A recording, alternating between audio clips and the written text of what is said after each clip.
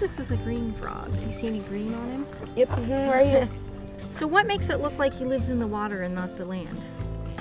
By his hand flippers. Exactly. He's got some webbed toes back there and makes it really good for swimming.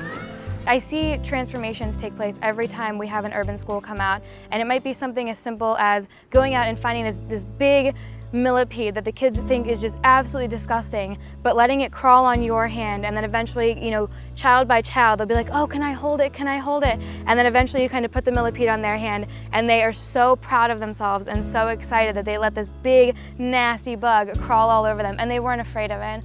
And I get to see that a lot. It's a baby dragonfly, and as they little, they live in water. And as they get older, that's why you see them flying around the water. It's gonna lose that tail.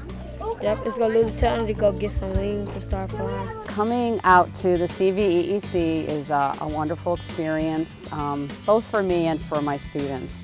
The curriculum that CVEEC provides us fits in beautifully with our classroom curriculum and our state content areas. It's become a tradition, and so it's inherent in our program to bring our kids every year. One of the interns last year had a group out in the forest, and one of the girls in her group said to her, "Oh, that's really cool, I've never heard that before." She said, "What's that?" She said, "The wind in the trees."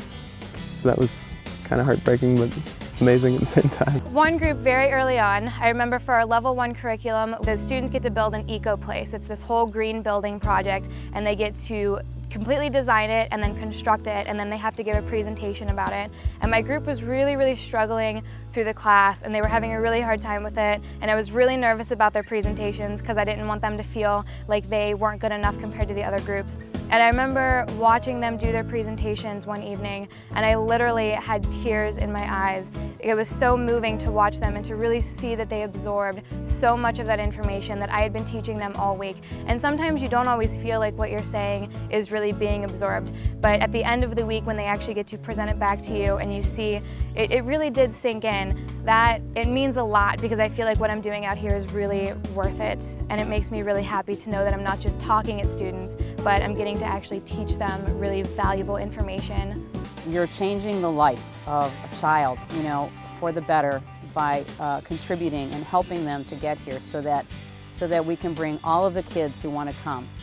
You know, I have students, you know, whose parents won't let them go outside, you know, because they're afraid. They're afraid of their neighborhood. And so when they come out here, they're free. The kids have an amazing time here, and it's not by chance. It's because careful design of programming, attention to detail in all aspects, facilities, meals, the staff that they hire are so well trained that the kids have an amazing experience. And so whatever you can do to help that to happen, you know, to bring a child out, you know, from the inner city of Cleveland out to Cuyahoga Valley National Park, you are doing an amazing work. It's just, as I said, it changes their lives. They'll remember it forever. Every child that you help send money to, every child that you are able to bring here, you're changing their life in the best way possible. Bring them out here, they're experiencing nature, they're experiencing the outdoors, they're learning, and I think that's one of a kind experience that everyone should be able to experience at least once in their lifetime. We depend on the donations and the kindness of our donors a lot, and the things that they do for us, we can never thank them enough for. We couldn't do it without your help.